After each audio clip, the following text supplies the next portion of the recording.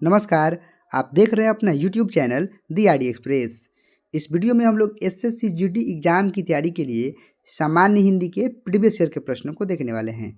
पिछली वीडियोज के माध्यम से हम लोग 2024 वाले 20 फरवरी और 21 फरवरी के सभी शिफ्टों के प्रश्नों को देख चुके हैं।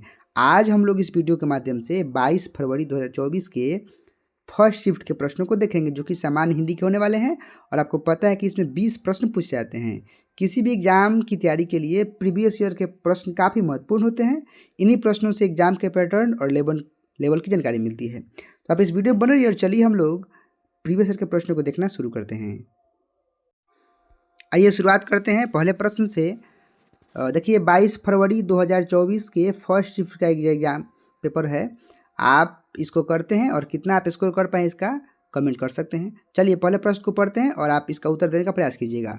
दिए गए वाक्यांश के लिए सार्थक शब्द ज्ञात कीजिए। जहां आसानी से पहुंचा जा सके, कहने का मतलब है कि अनेक शब्दों के लिए एक शब्द को चूज करना है। ठीक है, जहां आसानी से पहुंचा जा सके उसके लिए कौन सा शब्द सार्थक होगा? दुर्गम, सरल, सुगम या सुगम। देखिए जहाँ आसानी से पहुंचा सके उसका मतलब होता है सुगम। सु मतलब आसानी से, सुलभ सुलभता से, या गम मतलब जाना। ठीक है, दुर्गम का मतलब जहाँ जाना कठिन हो, दुर्लभ हो। ठीक है, बाकी सरल अलग चीज़ है और सुगम ये गलत है। ठीक है, इसीलिए करेक्ट आंसर क्या होगा? ऑप्शन 3 होगा, सुगम। चलिए बढ़ते हैं प्रश्न संख्या 2 के साथ। प्रश्न संख्या 2 देखिएगा, कह रहा है कि निम्नलिखित वाक्य में रेखांकित भाग के लिए एक सार्थक शब्द ज्ञात कीजिए। फिर हमें सार्थक शब्द ज्ञात करना है जो अंडरलाइन है। तुम्हें तो किसी से लगाव ही नहीं है। जब किसी से लगाव नहीं होता है उसके लिए एक शब्द चूज करना है।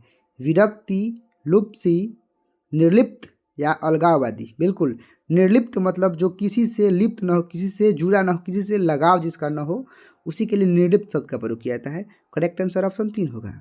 बढ़ते प्रश्न संख्या 3 के साथ। देखिए थोड़ा सा जल्दी करते हैं क्योंकि और भी वीडियो आगे आएंगे। दिए गए वाक्य में उचित पर्यायवाची शब्द का चयन कर रिक्त स्थान की पूर्ति करें। हमें पर्यायवाची शब्द चुनना है। यह तो काफ़ी डैश प्रश्न है, मतलब आसान का हमें पर्यायवाची खोज लेना है। आसान का समानार्थी पर्यायवाची क्या होता है? अंगना। बिल्कुल गलत। शांत, जाहिर नहीं। आसान का सरल होता है, ईजी होता है। ठीक है, करेक्ट आंसर ऑप्शन 2 होगा। उम्मीद है आप समझ रहे होंगे। और कितना स्कोर हो रहा है आप कीजिएगा नीचे। प्रश्न संख्या 4 आपके साथ है। दिए गए वाक्य में से गलत वर्तनी शब्द ज्ञात करना है। श्रुति की दुख भरी कहानी सुनकर मेरी आँखों से आंसू बहने लगे।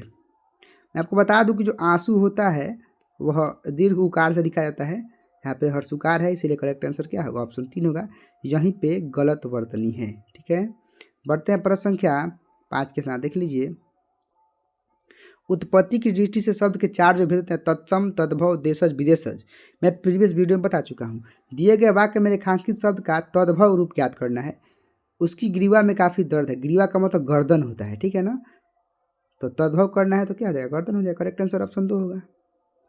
चलिए प्रश्न संख्या 6 है। निम्नलिखित प्रश्न में 4 विकल्पों में से उस विकल्प का चयन करना है जो रिक्त स्थान के लिए सही भाववाचक संज्ञा वाला विकल्प हो। हमें भाववाचक संज्ञा को चूज करना है। दीपक ने रंजीत के साथ डैश का निर्वाह किया। मित्रता का, दिखावे का, खेल का और शत्रु का। खेल और शत्रु तो भाववाचक है, लेकिन भावना का बोध हो नहीं रहा है। ये दोनों हैं अलग अलग, जातिवाचक संज्ञा है। रह गया मित्रता। मित्रता है जो जिससे भावना का बोध रहा है ना, इसलिए करेक्ट आंसर ऑप्शन ये होगा कि दीपक ने रंजीत के साथ मित्रता का निर्वाह किया। भावना वाला बात सब देखना है। चलिए यहाँ पे पढ़ते हैं। निम्नलिखित प्रश्न में 4 विकल्पों में से उस विकल्प का चयन करें जो कोष्टक में दिए गए शब्द का विलोम शब्द है। ठीक है, हमें लोगों से बात करते समय हमेशा कर्कश वाणी का उपयोग करना चाहिए। देखिए कर्कश जो कोष्टक में इसका विलोम, कर्कश का मतलब होता है कठोर, और कठोर का विलोम क्या हो जाएगा? मधुर हो जाएगा। करेक्ट आंसर ऑप्शन ए ही हो जाएगा। प्रश्न संख्या 8 देखिए, पढ़ लीजिएगा। लोकोक्ति का सही अर्थ बताने वाला शब्द खोजना है। 4 दिन की चांदनी फिर अंधेरी रात। अन्न से भिन्न होना। सुख के समय बहुत थोड़े दिनों के लिए आते हैं। मौका निकल जाने पर सहायता के लिए आना या अनुभवी होना। बिल्कुल सही बात है। बात बात में लोग बोलते हैं कि 4 दिन की चांदनी फिर अंधेरी रात, मतलब जो सुख का समय होता है बहुत कम दिनों के लिए आता है। फिर सुख दुख तो साथ ही हैं। प्रश्न संख्या 9 हमारे सामने है। बहुत बड़ा प्रश्न है। त्रुटि को पहचानना है और नहीं है तो नहीं को पहचानना है। ठीक है, देखिए हम पढ़ते हैं। गांव अब कस्बों के रूप में और कस्बे शहरों के रूप में विकसित हो रहे हैं और इस प्रकार से अर्थव्यवस्था के क्षेत्रों को भी काफ़ी विकास देखने से मिला हो। देखिए यहीं पे गड़बड़ है, इसके बाद से पढ़ लीजिए। और यहाँ देखिए कि के क्षेत्रों को भी काफ़ी विकास देखने से मिला है, बिल्कुल गलत है। ये सब ठीक है कि विकसित हो रहे हैं और इस प्रकार से अर्थव्यवस्था के क्षेत्रों में भी काफ़ी विकास देखने को मिला है, ऐसा अगर होता तो सही होता।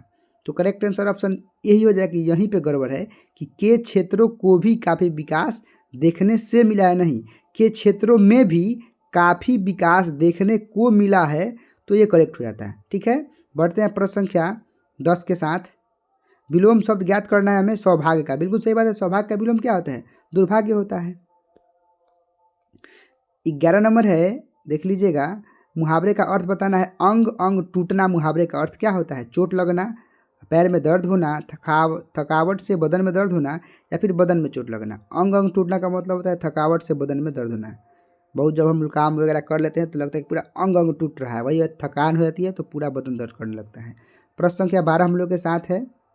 विलोम शब्द का ही चयन करना है। जो दुर्भावना है, दुर्भावना का विलोम क्या होगा? सद्भावना हो जाएगा। दुर्भावना का मतलब गलत भावना वाला और सद्भावना का मतलब सुंदर भावना वाला, अच्छे भावना वाला। ठीक है, प्रश्न संख्या 12 है, थोड़ा हम जल्दी कर रहे हैं, आप इसको देख लीजिएगा, वीडियो को पॉज करके भी देख सकते हैं। त्वम तद्भव शब्द ज्ञात करना है।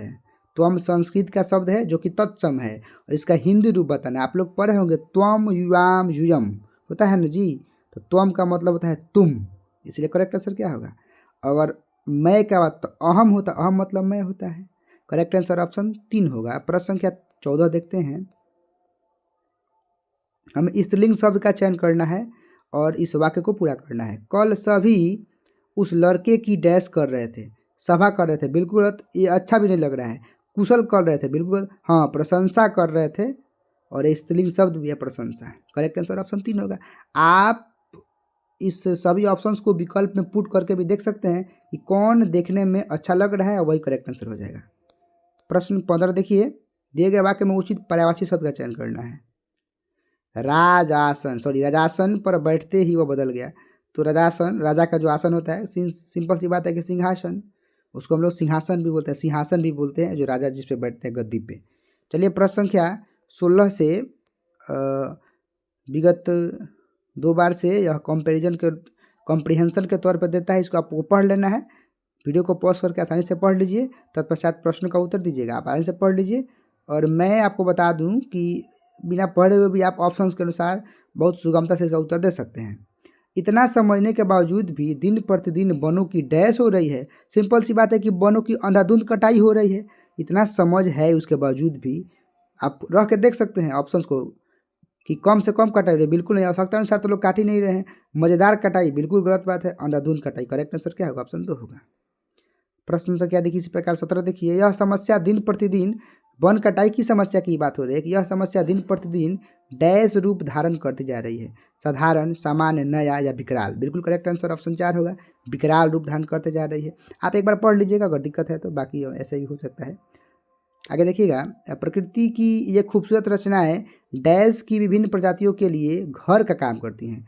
ये जो पेड़ पौधे हैं, वन है, वह विभिन्न जानवरों के लिए, पशु पक्षियों के लिए घर का काम करती है ना जी। सिंपल सी बात है कि नदियों के लिए घर थोड़े का काम करेगी, पहाड़ मनुष्य के लिए तो होता नहीं है। करेक्ट आंसर क्या होगा? ऑप्शन 2 होगा।